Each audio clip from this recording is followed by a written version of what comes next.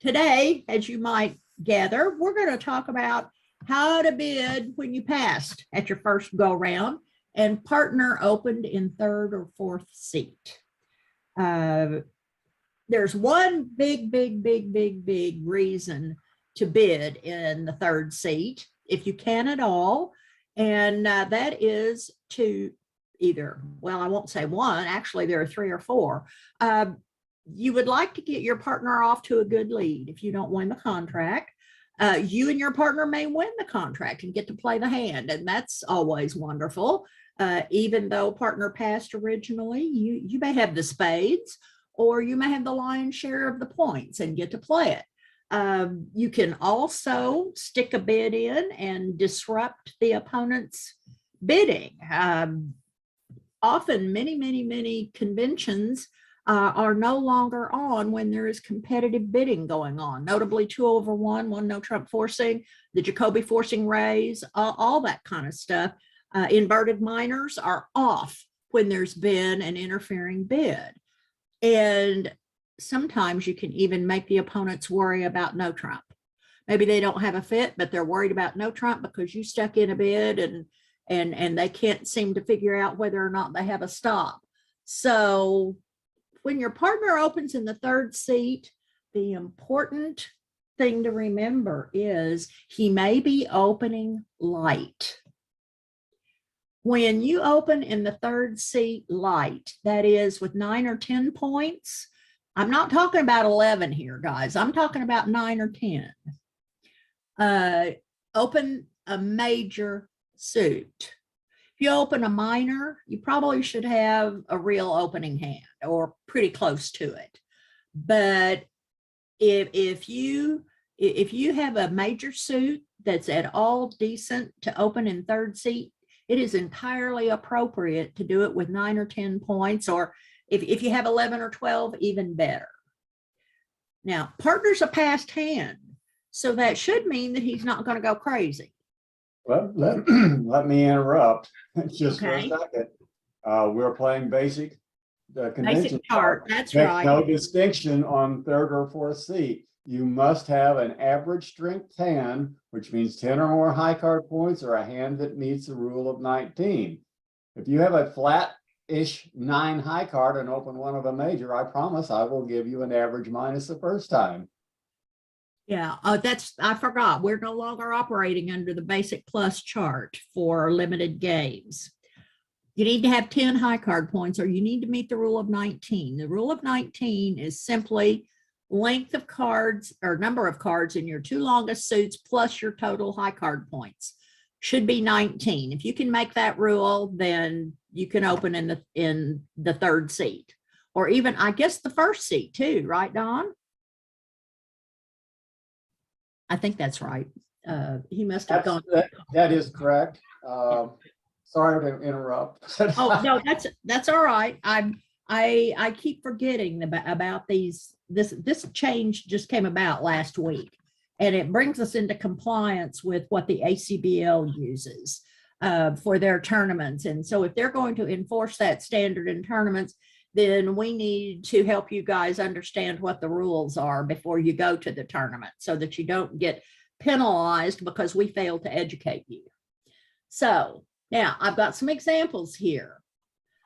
Notice this one on the left here doesn't look like much, does it? That's not a great suit, but it's a major suit, and it has 2 honors in it. Admittedly, that 10, it isn't fabulous, but I would open that hand in third seat, especially not vulnerable. I would stick in a heart bid, because now, unless left-hand opponent's going to bid spades, he has to bid at the 2 level. Or if you have a very chunky 4-card major suit like the one I show here, that could be ace, king, jack 10. It could be ace, king, queen 10. And notice that's all you have. If you and your partner agree that in the third seat, you may occasionally have only a 4-card suit, whether it's the third or the fourth seat, then this would be appropriate. If you and your partner have not made that agreement, you may find yourself playing 4-3 fits, and you know what they say about 4-3 fits, it builds character. Well, if you've got a 4-card suit like that, you're probably going to be all right. So don't do it with a queen empty 4-card suit. If you're going to open a 4-card major suit, have 4 of the top 5 honors. That way you protect yourself in case one of the opponents has as many trumps as you do, should you win the bid. Now, how about weak 2s in the 3rd seat? I had one partner one time, actually I've had more than one, that said, if I'm in 3rd seat, Susan, and the opponents are vulnerable and I'm not, anything goes. My week 2 bid may have only 5 cards in it. I may not have very many points. So be careful, be careful. Let me interject again. Okay. Sorry. Bad guy. Right. In basic, you must have at least 4 high card points in order to open yes. week 2. Yes. And furthermore, your range is, I believe, 9. 7. You can go 4 to 11, I think, okay. Or 4 to 10. Yeah, 4 to 10 or 11 to 5.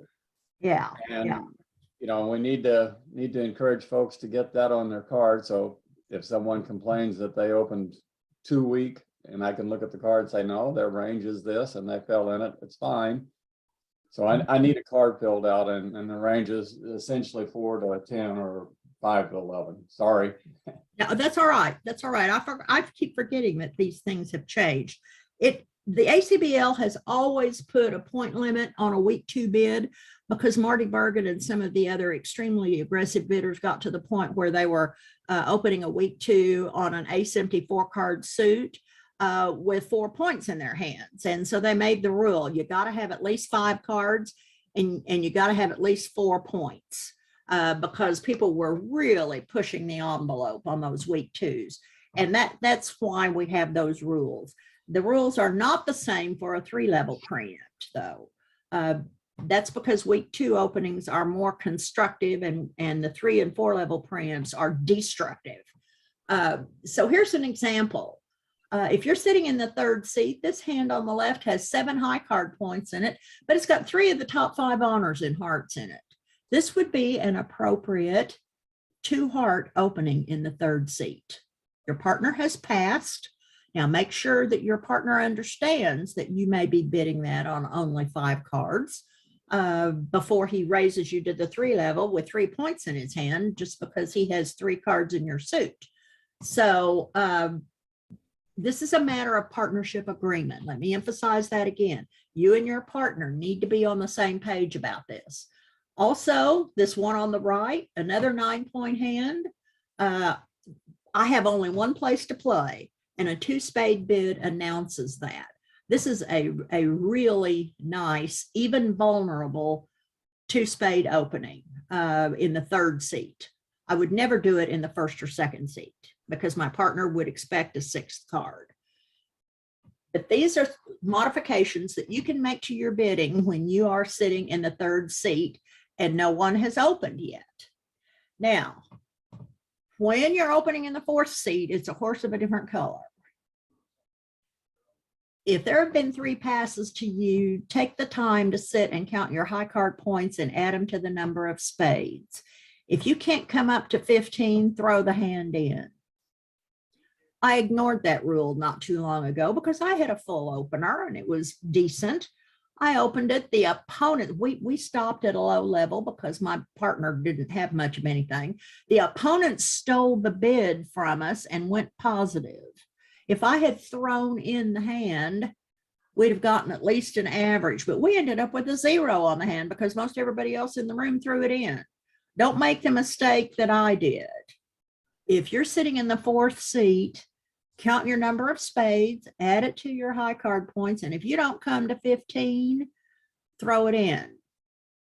The reason for the number of spades is because if you open the bidding up and your side doesn't have the spades, if the opponents decide to get in the auction and they have the spades, guess who's going to win the auction? You've opened the bidding to let the opponents take the contract. That's why spades are so important here. Another thing to remember about opening in the fourth seat is that there are no preempts in the fourth seat.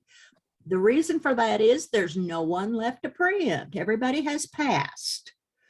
So, for example, if you open 2 spades in the fourth seat, that should be 6 spades with 14 to 16 high card points in it. It should not be a weak bid. If you have a weak two, If that's your partnership agreement, you need to yes, award it. yes, but as a general rule, don't preempt in the fourth seat. The reason to preempt is to obstruct the bidding and tell your partner, if we play the hand, we need to play in this suit. When it comes around to you and there've been 3 passes, there's no need to do that. If everybody else is weak enough that they cannot open the bidding and you have just a preempt in your hand, then you need to throw it in. You need to throw it in. Susan. Yes. Susie Graves has a question. Yes, Susie. Mhm. Actually, I have 2 back on the first page. All righty. We talked about this rule in 19, but in first, second, and third seats, you used to talk to us about the rule of 20 plus 2. Yes. That Yeah. come into play. Well, the ACBL only requires the rule of 19 for opening. Personally, I prefer the rule of 20 plus 2 if I'm going to open light in first or second seat. If I'm going to open light in third seat, my standards are a little bit different. Okay, second question. The second example on the first page does not meet the rule of 19. Well, but it has 10 high card. No, it has 9 high cards points in it. This is a week 2. Oh, up on the first page here. First page. Well, it has 10 points in it. So it's a near, what did you call it, Dawn? I won't say quasi-normal. That's not quite right. It's near average, which is defined as 10 points. So this meets the requirement for 10 high card points. Thank you very much. You bet. It either And has. Sherry I'm sorry. has a hand up also. Okay, my only comment, Susie, is it has to meet either the rule of 19 or be at least 10 high card points, near average. Okay. So Okay. could you Sherry has repeat, a question. Okay. Mhm. what is the rule of 19 again? It's the number of cards in your 2 longest suits plus Okay. your number of high card points. Okay, I If it's thought that's, 19, if it's 19, you've got it. Mhm. okay, thank you. You bet. You I'm going bet. to interrupt one more time. It is average strength. Average. Near average. Near is- average. Yeah. is the one that we used to live with, which is 8 high card, or the rule of 17. Rule of 7. It used to be 8 high card points, or the rule of 17 in the basic plus chart.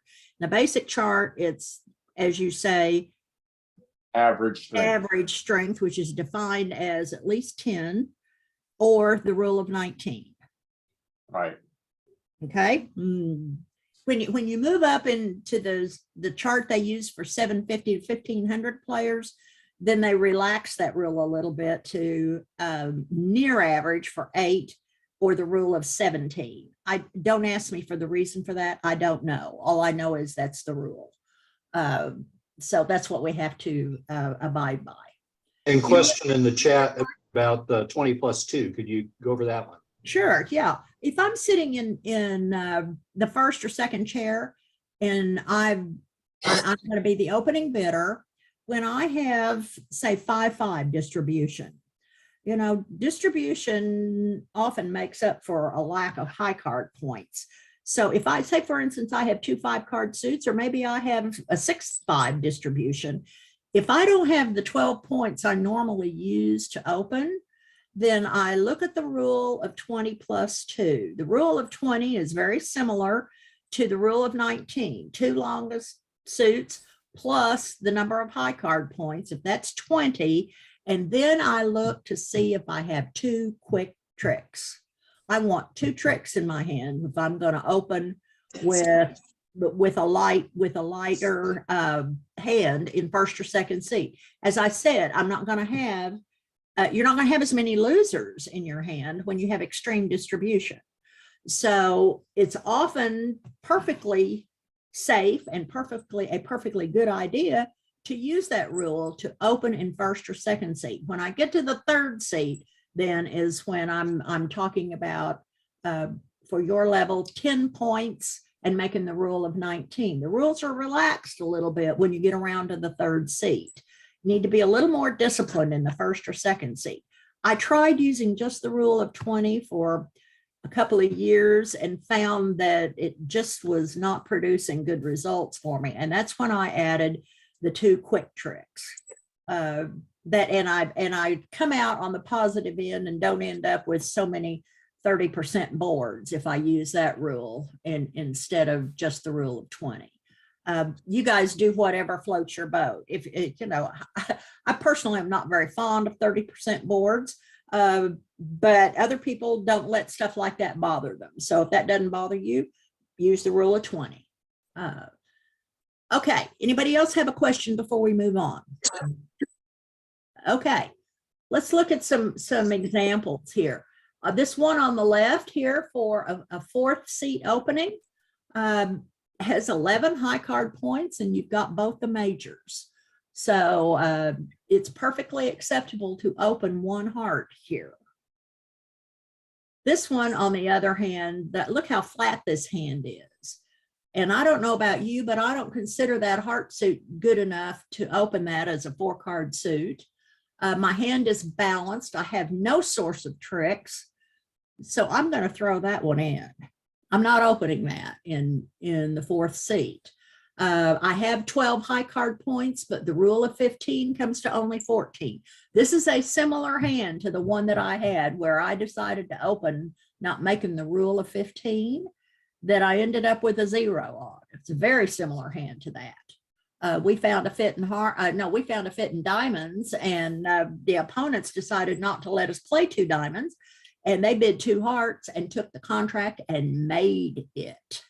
So I don't open this kind of stuff in the 4th seat anymore. Now, contrast that with this hand right here. You would never open 2 spades if you were in 1st or 2nd seat with this hand. But when you're in the 4th seat, this is a great hand for a 2-spade opening. Partner should understand that your hand is not weak when you open a weak 2 in the 4th seat. It promises 6 cards and something like 14 to 16 points if that's your agreement. Other people will say, well, I'll open 1 spade with 11 to 13 and 2 spades with 14 to 16. That's a workable agreement also. So whatever you and your partner decide on, so long as it meets the rules that Don has been describing in the basic convention chart that the ACBL uses for 0 to 750 games, then whatever your agreement is fine, but it should be on your convention card so that your opponents can see it. Now, here's another big thing to note. Remember, we've been harping on you guys for a long time about a new suit by a responder who is an unpassed hand is forcing for 1 round. When your partner has passed, his bids are no longer forcing, even if it's a new suit. Now, he can force, if your left-hand opponent decides to jump in, he can force by using a Q bid or anything else that you have agreed upon that may be conventional. But a simple new suit bid by responder, once he has passed, is no longer forcing. All right, now then. What's the responder supposed to do when partner opened in 3rd or 4th seat? If you and your partner use the reverse Drury Convention, we're going to get to that here further on down in the lesson, then when the responder bids a new suit, and if he doesn't use Drury and you have agreed to it, then the opener should deduce or infer that partner does not have a fit with the suit he opened and 11 to 12 total points. Like for instance, with this example, partner opened 1 heart in the 3rd seat. You don't have a fit, but you do have 9 high card points. If you and your partner agree that you want to bid one spade here, that's fine. But remember, it's not forcing. Partner may come back and bid 2 diamonds, and then you'll have to take a preference back to the heart suit and you'll be 1 level higher. Just remember that when you bid 1 spade, it's not forcing. And partner may pass with only 3 card support. That happens. That happens. Now then, here's another example. Partner opened 1 spade in the 3rd seat. You have only 2 cards, but look at this. I mean, you got 10 points in your hand. So you can bid 2 hearts. Partner will know that you have 5 hearts and at least 10 points. In other words, you're pretty close to that maximum passed hand. If he has 3 hearts in his hand, he can safely pass, and you can play 2 hearts because he passed originally. If he goes back to spades, you can pass. You can pass. Now, when you play reverse Drury, the jump raise to the 3 level that shows a limit raise isn't needed. That's because the reverse Drury convention shows a limit raise, but keeps the bidding level low in case partner opened with that 10 high card point business. So if partner opens 1 heart in the 3rd seat, a jump to 3 hearts by you does not show a limit raise if you play reverse Drury. The problem with jumping directly to 3 hearts when you have a limit raise is that partner may have only 10 points in his hand. You may end up too high for your combined point total. It's rather like raising your partner when he's overcalled. If partner has overcalled 1 spade, for instance, over a lower ranking opening bid, and you have a limit raise of spades, you don't know whether your partner's on his usual lousy 8 or he has a full opening hand. You can ask partner by using a Q bid. If you use reverse Drury, you can tell your partner you have a limit raise by bidding 2 clubs. So when you play that convention, the jumps to the 3 and 4 level are preemptive and are based on the law of total tricks. So if you have support for your partner's major suit that was opened in 3rd or 4th seat, if you have 4 card support and anywhere from 4 to 10 points, jump to the 3 level. This is preemptive. You're not necessarily expecting to make the bid, but you have the law of total tricks on your side. It doesn't guarantee that you'll make the bid, but about 75% of the time, you will end up with a better result than if you keep the bidding lower and the opponents find a fit in a higher ranking suit and go on to make their bid. It's Marty Bergen and Larry Cohen developed the law of total tricks, and they are big believers in it, and I have become a big believer in it. Bid to the total number of trumps, bid to the level of the total number of trumps that you hold between the 2 hands. Partner should recognize that this is not a strong bid. Don't be surprised if he forgets the first couple of times and jumps to the 3 level with only 3 card support and 11-ish points. Well, things happen. Things happen. And when you add something new to your card, you have to expect to miss it a couple of times. Drury is one of the most frequently missed conventions out there, along with the support double. For some reason, it's just hard to remember. I don't know why. If I knew the answer to that, I wouldn't be working here, I guess. But same thing. Question. Yes. Question from the chat. How does vulnerability figure into this? To my mind, I use the law of total tricks regardless of vulnerability. Now, I may be, if I have only 4 high card points and I'm red and the opponents are not, I may be a little more circumspect.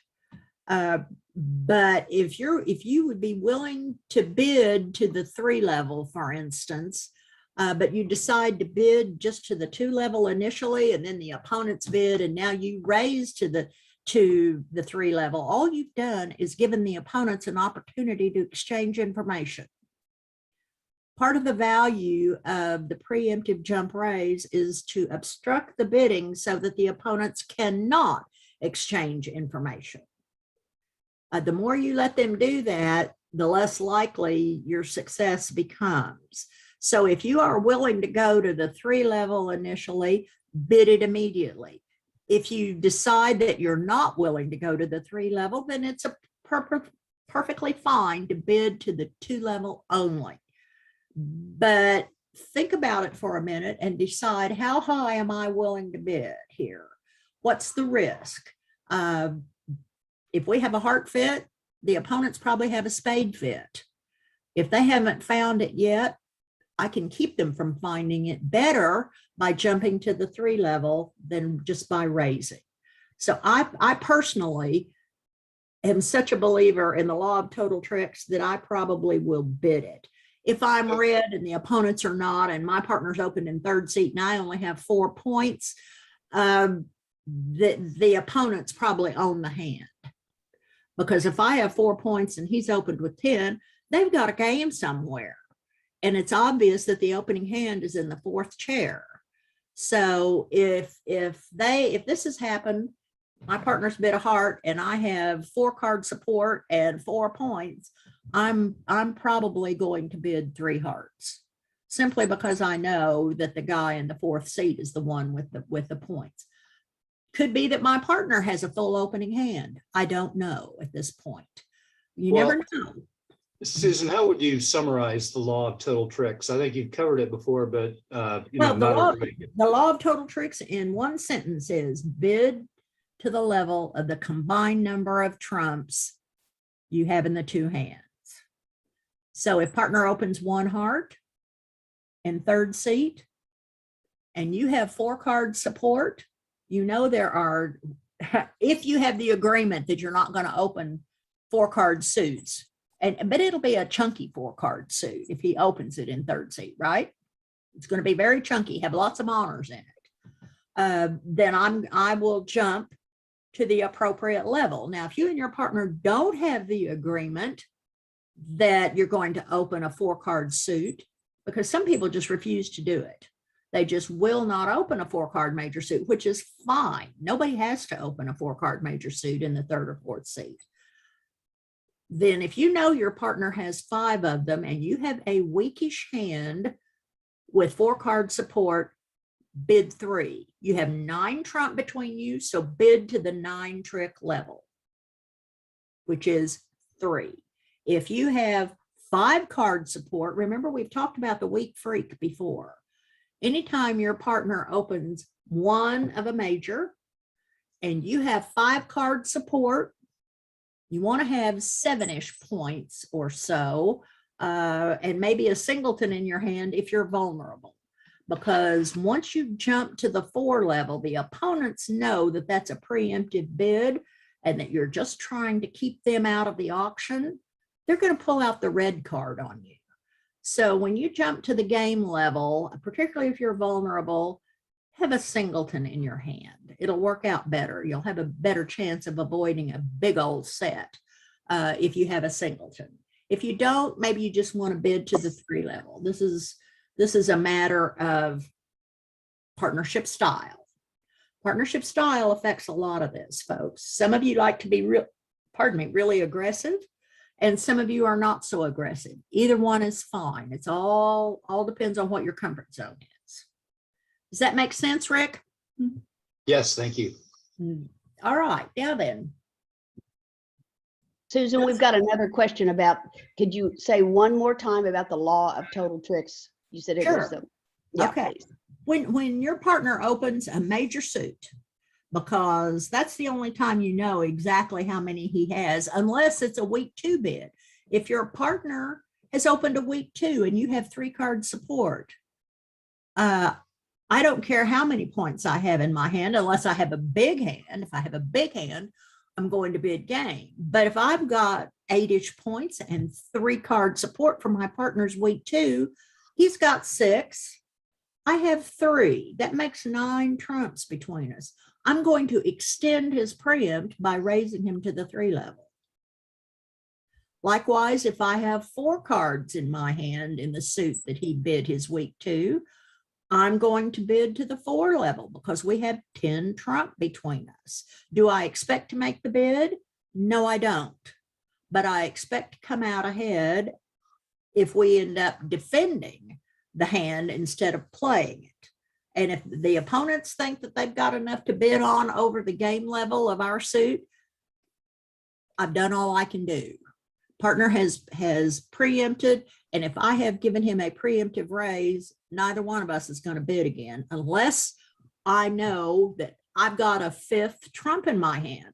If I know there's an 11 card fit between the 2 hands, I may take the push to the 5 level. Maybe, depends on the vulnerability.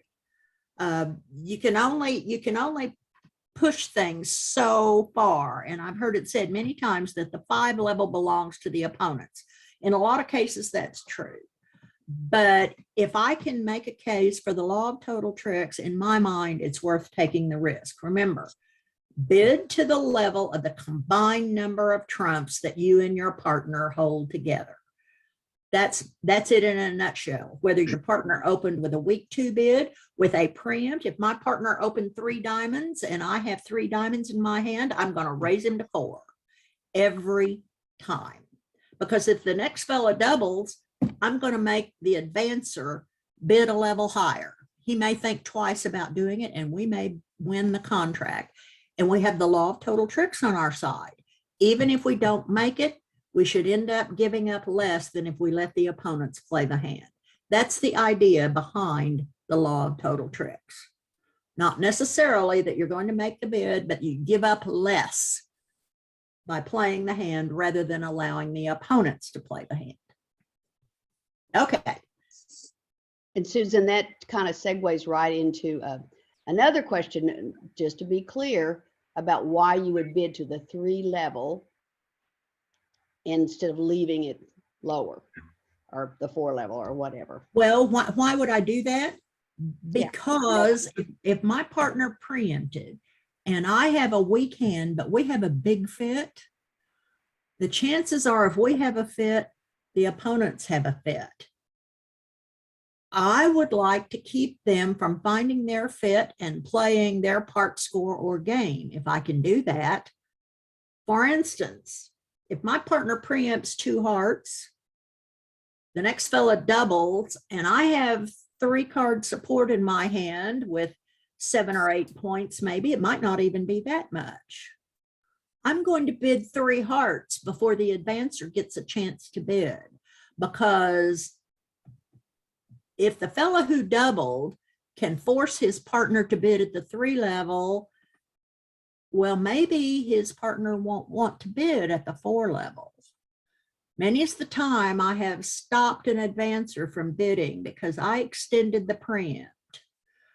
So what if we go down 100 instead of 50? If they had a game and the advancer just didn't realize that that takeout doubler had a nice big hand and didn't feel comfortable advancing after I've extended the preempt, then we've bought the hand and given them way less than they'd have gotten if they had been able to find their fit. Does that make sense? That's the reason I do it, to keep the opponents from finding their fit, to make life as difficult for them as I can. The higher up the games that you get to, the less afraid people are to bid at the higher levels, because they know when somebody opens a week 2 and his partner just extends the preempt 1 level, that both those hands are most likely not very strong. If the responder had a strong hand, he might bid game. When your partner has doubled and you have 9 or 10 points in your hand, chances are pretty good that the hand belongs to you. And that you can't push around open players quite like you can limited players. But in the meantime, if they've gotten burned enough, they'll sit, you will at least make them think And sometimes when you push them up high, they don't make the bid. So maybe they've traded a plus for a minus when they say, well, you're not pushing me around, and they bid something that they really shouldn't bid. Sometimes you can force them high enough that they go minus, not plus.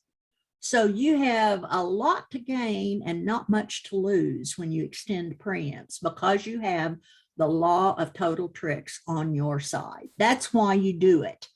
And I've seen a lot of people now that you've knocked over this soapbox here and I've crawled up on it, I'm going to tell you something I've seen lately that I'm not much a fan of. I've seen a lot of people open the 2 level with 7 cards in the suit. And I asked a player not too long ago why he had not opened at the 3 level. He said, I have a better chance of making a 2 level contract. The idea behind preempting is not to make the contract. The idea is to obstruct the bidding to keep the opponents out of the auction, not to make a contract. If you happen to make the contract, more's the better. But if you keep the opponents out of finding their fit, you often come out with a very good result on a board. And if you open a level lower, if you open at the 2 level, there are a whole lot of people, myself included, who are not afraid to bid at the 3 level. But if you open at the 3 level, I'm going to sit there and look long and hard at my hand, particularly if I'm vulnerable, before I come in at the 4 level. Say, for instance, if I've got a nice club suit or diamond suit, but my right-hand opponent opened with 3 hearts, I'm going to have a really good hand to talk me into bidding 4 clubs or 4 diamonds. I might not be nearly so reluctant if you're talking about bidding 3 clubs or 3 diamonds. So my philosophy is, when you have a decent 7-card suit, open at the 3 level. When you have a decent 8-card suit and not much else, open at the 4 level. You don't expect to make the bid when you preempt. That's not the object. The object is to be obstructive and get in the opponent's way. They don't like it when opponents preempt on them. When they have a nice hand and opponents jump in and take up all the bidding space, you make opponents very unhappy. Well, I'm not in business to make my opponents happy. I'm in business to keep my partner happy. Remember, that's the #1 rule in bridge, right? So. Yeah, we've got questions now. Questions from Susie and Ella. Okay, I'm sorry with all my questions, but That's so all right. the jump races are in response to preempt bids in 3rd or 4th seat, or all? No, any seat, any seat. Okay. The law of total tricks works in any seat. Okay, and vulnerability really shouldn't come into play? Well, if the opponents are white and you're red, and you really don't have very many points, and it all depends. If going for a number upsets you, then yeah, vulnerability should enter into it. But if you're a strong believer in the law of total tricks, as I am, that means that occasionally it's not going to work out for you. I'm willing to accept that risk. It's all about your risk tolerance, and that varies from one person to the next. I've seen people go for 1,400 and not bat an eye. Now, if I go for 1,400, I'm going to say, maybe I should be a little more careful next time. But it's only one board. That's all, one board. If you let it worry you and nag at you for the next 5 boards, it may ruin the next 5 boards. So if something like that happens, do the best you can to put it out of your mind and go on, because it's only one board. Okay. That's any other questions before we move on here? Susan? Yes, This is Ella. Would you, in first seat, do a preemptive to a 3 level then? of course. Okay. Of course.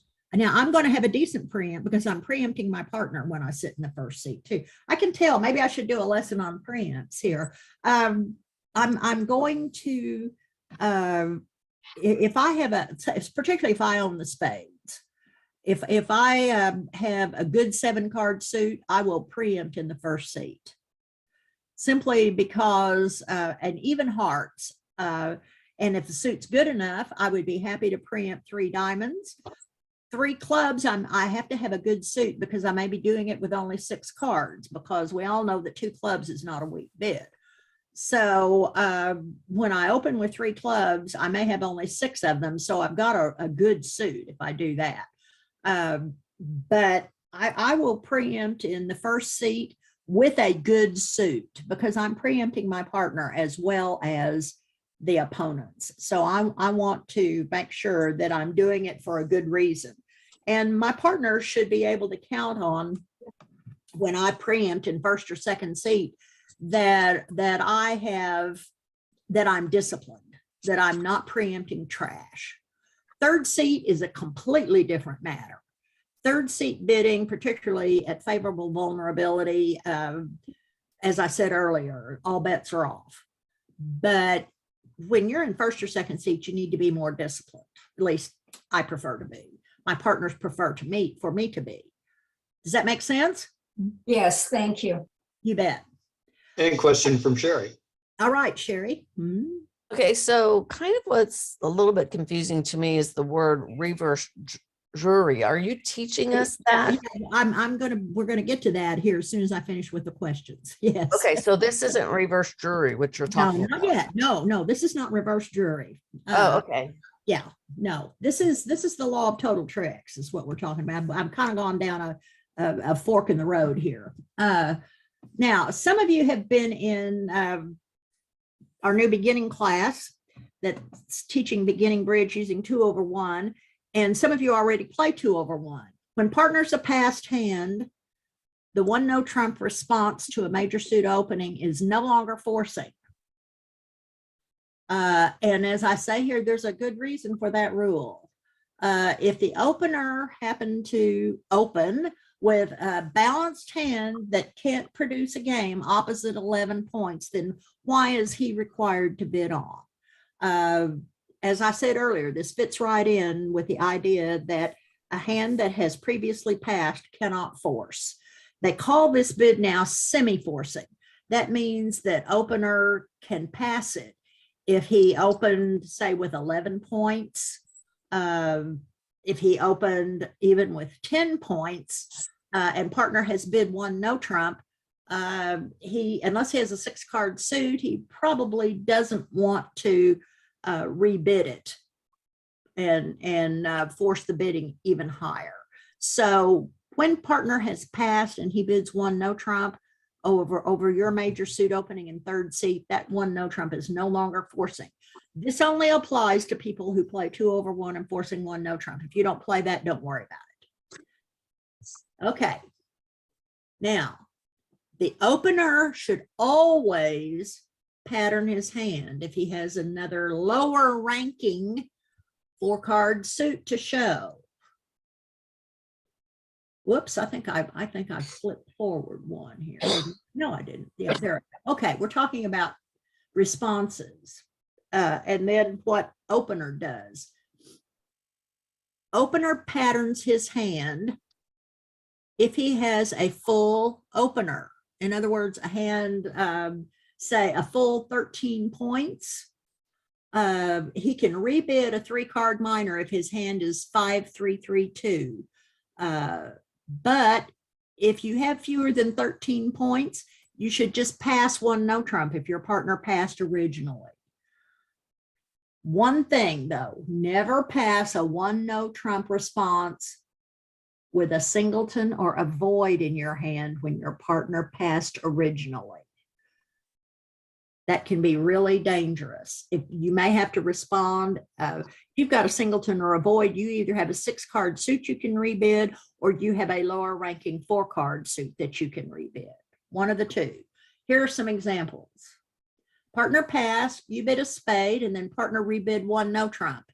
Here you don't have a singleton or a void in an unbid suit, and you're dead minimum for your opening. Just pass 1 no trump. Contrast that with this next example. This was an 11-point opener in the third seat. Here you have a 4-card suit that you can bid. Partner can then take a preference to either one. And taking a preference means pass, partner, I'm minimum over here. He'll take his choice between your two suits. And when he does that, well, you know he's not very strong because he's a passed hand. But this means that he has 6 to 9 points when he just takes a preference, and not the 10 or 11 that he might have had, that one no trump might have shown. Now then, with this kind of hand right here, this is a full 13 points. It's an option here to bid 2 clubs. That lets your partner know that you have a full opening hand, so that if he has more than what it looks like he has, that he could go on, or maybe he can bid hearts and you can end up in 2 no trump, who knows. This is a matter of choice though. You don't have to rebid the 3-card fragment in the minor. Remember, don't ever lie about a major suit. If you're going to bid hearts, you got to have 4 of them here on this auction. But if you want to rebid, it's okay to bid a 3-card minor fragment, and your partner should be aware of that before he passes that suit. You may not have 4 of them. All you're showing him is, I have a full 13 points here, partner. What do you think? If you and your partner just want to pass one no trump with a 13-point hand, you can do that. Now then, we're getting to reverse Drury here. Part of the problem that you run into when the first seat passed, second seat passed, and here you've got a partner who opened in the 3rd seat. You don't know whether he has a full opener or whether he has taken the opportunity to open with only 10 points. Kind of like same situation when partner overcalls. You never know whether he has 8 or 10 points, or whether he has even a better hand than the opening bidder does. Advancer has a way to use a Q bid to say, hey, I have a limit raise for your suit over here. Tell me what you think about that. Can we just play the 2 level, or do you have a full opening bid and we might want to investigate a game? Well, the same thing happens when you have somebody who's opened in 3rd seat. What if that 1st seat person had 10 high card points and a doubleton, hand worth about 11 points? Well, with an 8-card fit here between the two suits, he would like to know whether there's a chance for game or whether just the part score contract is best. Reverse Drury has been designed to ask partner, hey, did you open light, or do you have a full opener over there? Because 2 clubs says, I have 3 or 4 card support for you and a hand worth a limit raise. If you have a full opener, maybe we have game, particularly if we have a 9-card fit, we may have a game here. Tell me what you did. Now, in evaluating his hand with an 8-card fit, in other words, with 3-card support for partner, the responder gives himself 3 points for a void, 2 points for a singleton, and 1 point for a doubleton. Remember, he's going to be the dummy, so he can add dummy points. With a 9-card fit and a void, bump those totals up. 5 points for a void, 3 points for a singleton, but still just 1 point for a doubleton. Now, 2 clubs does not promise a real club suit. Therefore, this bid must be alerted. You must, if you and your partner agree to use 2 clubs over the opening bid of one of a major in the 3rd seat, it's alertable. Now, not all limit raises are created equal.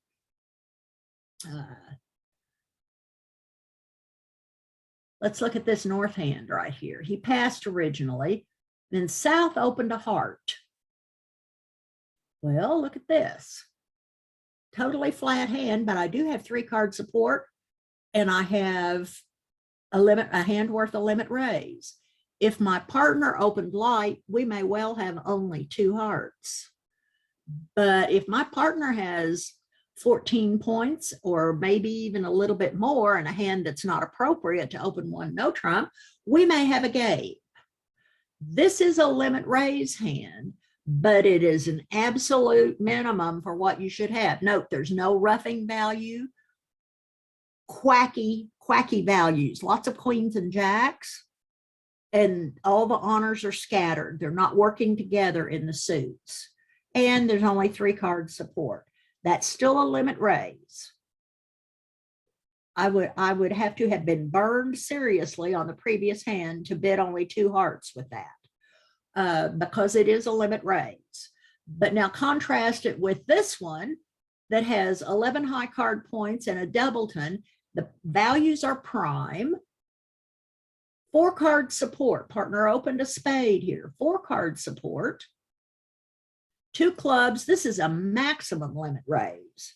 It's a limit raise all the same, but it's still a limit raise. Either one of these hands can use 2 clubs as reverse Drury, but understand that the second one is much, much better and will be much more likely to pursue a game if partner tells you that he opened with a full opening hand.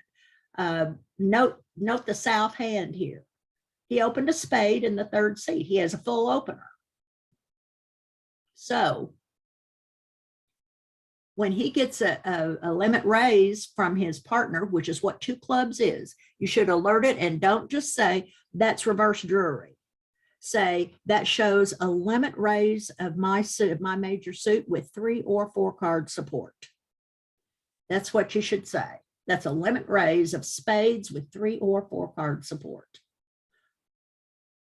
Now, what happens after that? It's gone past, one of a major, past 2 clubs. Now, when opener has opened in the 3rd seat, as I've said, he may have a light opening. He may have a minimum opening bid, or he may have a really good opening hand, maybe 14 high card points and some shape. So opener bids his suit at the 2 level if he opened light. He just rebids his suit.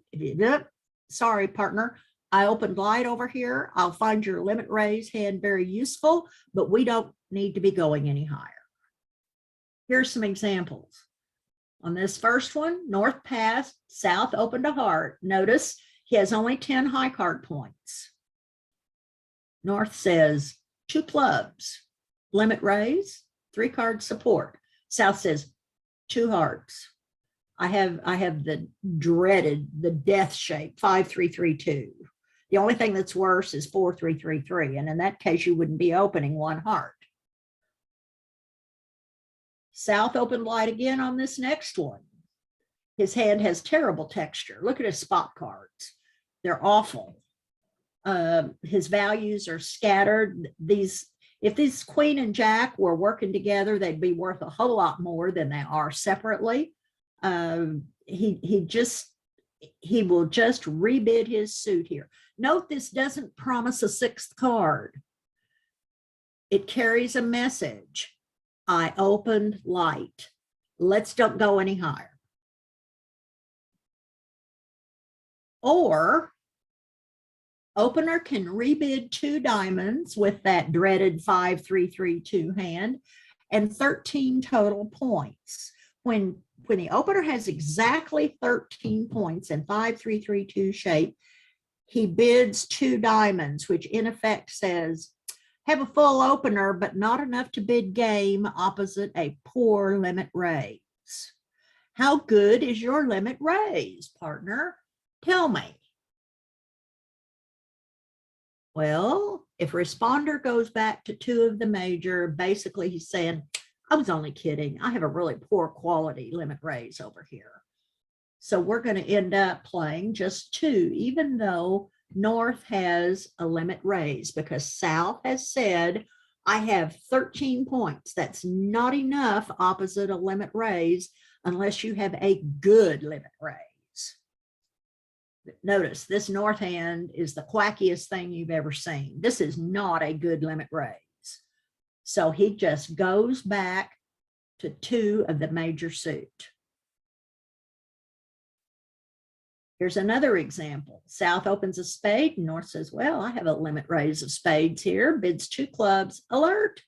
South now bids 2 diamonds, which also should be alerted because it's not a real diamond suit. Just alerted as saying, my partner's asking me how good my raise is.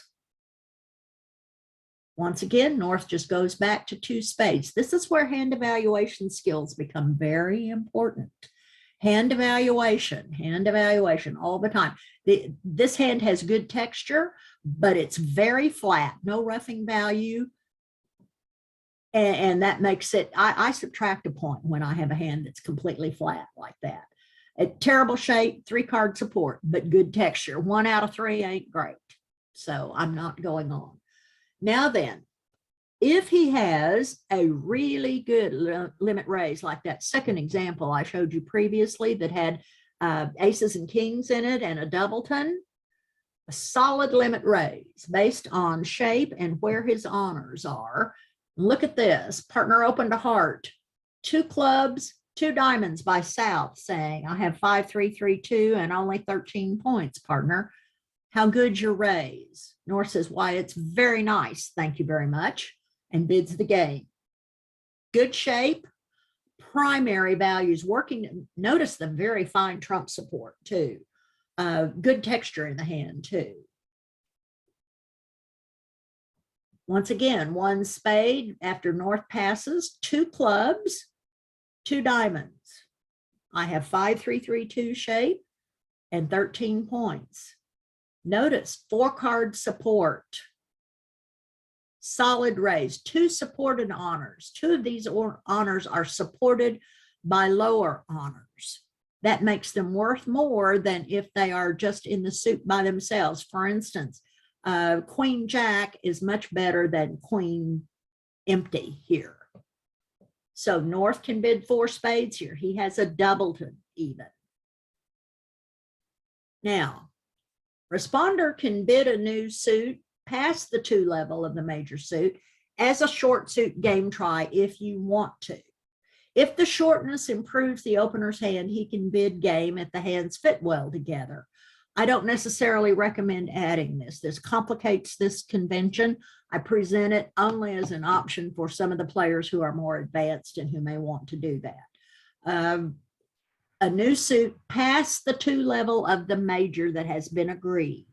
2 clubs, when you've agreed to play reverse Drury opposite an opening of a major in the 3rd hand, then 2 clubs sets the trump suit.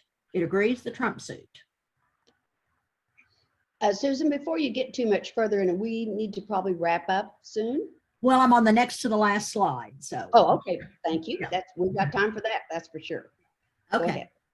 When the opener has no slam interest and he has 14 points, remember, invite with 11, accept with 14. When partner bid 2 clubs, he invited and he was showing a hand worth an average of 11 points. When opener has 14, he should accept. When you have a 14-point opener and you get an invitation, bid the game, particularly if you have a singleton. If you have 13 points and you get an invitation, bid the game if you have a singleton. But with 14, bid it whether you have a singleton or not, because you have a combined 25 points in your hand. So these are all examples of hands that where the opener would just jump to game following that 2 club response. Now, there are a couple of there is one enhancement to Drury that some players like to use, and that is using 2 clubs to show 3-card support and 2 diamonds to show 4-card support. I had to take 2 diamonds off my card because I forgot it so many times. I mean, I just could not remember that 2 diamonds was not a real suit for some reason. I can remember 2 clubs, but I have difficulty with 2 diamonds. There's only one problem that causes, and that is that the opener cannot use the 2 diamond response with 5, 3, 3, 2 and 13 points if his partner has already bid 2 diamonds. He doesn't have that option. He just has to decide right off the bat, whether or not his hand is worth game. If you have an invitational hand that actually has a long club suit in it, then you have to jump to the 3 level in the minor to show that hand. But you need an invitational level hand to do that. Invitational hand, 11 or 12 points and a 6-card suit at least. Don't ask me why if somebody had 11 points and a 6-card suit they didn't open. I can't feature that. If I have 11 high card points and a 6-card suit, I open because I have an automatic rebid. I always consider the rebid before I open. To me, 11 high card points and a 6-card suit is a 1 bid. Now, it may be that this person has 9 high card points and a 6-card suit. That could be considered a hand worth 11 points. So that's the hand that I'm talking about, not one with 11 high card points and a 6-card suit. I'm talking about an 11-point hand, total points, okay? And I think this is the end of this particular set of slides. Next week, I have put together a set of slides on defensive play to the first trick. In particular, third hand play as it relates to the first trick. So after that, I'm open to suggestions. Okay. So thanks for coming, everybody. And thank you, Harvey, for stepping up to. Yes, yes. For volunteer. those of you who didn't hear the first of our meeting, Harvey Hampton is going to be our new co-host. Going forward, yes. Thank Yeah. you, Gloria, for all your hard work, and thanks, Susan. Yeah, Absolutely. you'll see Would me not come have in. been and- possible without you. Yeah, Thank you. yeah. Well, we've had a good time, haven't we, Susan? We have, yes. Gloria, the- thank you so yes. much. You're welcome, honey. You're welcome. We have a 10:30 online game. Those of you who haven't played in a while, you need to grab your partner and go get registered. You can register up to 2 hours before the game starts. So get registered now. There's no benefit to delay the registration, and it helps us to get the game kicked off properly. So if you're interested in playing in that 10:30 game and don't have a partner, you can go on the partnership desk or you can call me and we will discover you someone. Thank you guys for attending. You did really well today. Most of you are showing us your videos, which is super helpful, and we appreciate it. Again, look forward to our Zoom. Gloria? Yes, go ahead. I did not get the slides for this lecture. Could I get them resent to me, please? I'm gonna see Yep, if- I've got to set up them, Roy.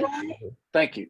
Is that Hey, wrong? Susan, can we have Thank a you. lesson on Drury since we just learned reverse Drury? Would it not help for us to know Drury? No, regular Drury is opposite when you, and most people don't use it. Regular Drury is a bid of a new suit says I'm minimum. Most people find it much more convenient to say a rebid of my suit says I'm minimum. That puts the brakes on immediately. Drury came out, virtually everybody uses reverse Drury. It is properly called reverse Drury to distinguish it from the original form. I don't know anybody who plays regular Drury, not anybody.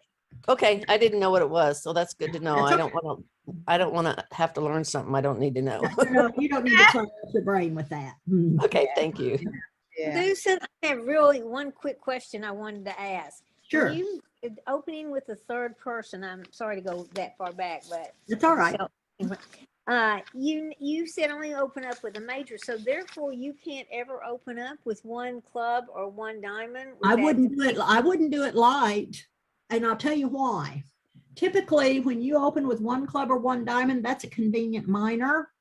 And if you do that, open at a low level in third seat, that invites interference from the opponents. If they buy the contract, what suit is your partner going to lead?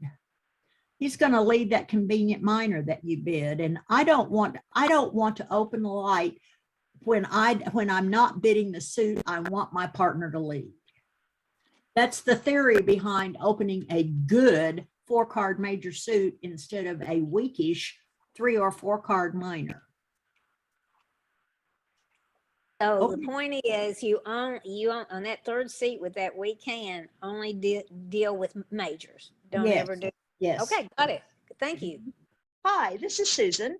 Thanks for stopping by the Oklahoma Collective's YouTube channel.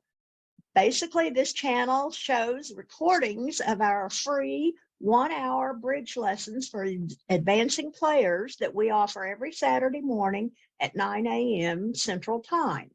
If you would like to join us, send your contact information to the email address shown on the screen, and we'll be happy to send you the link. If you would like to follow our channel and be notified when a new recording is uploaded, just click the Oklahoma Collective button below. Thanks for stopping by. Bye.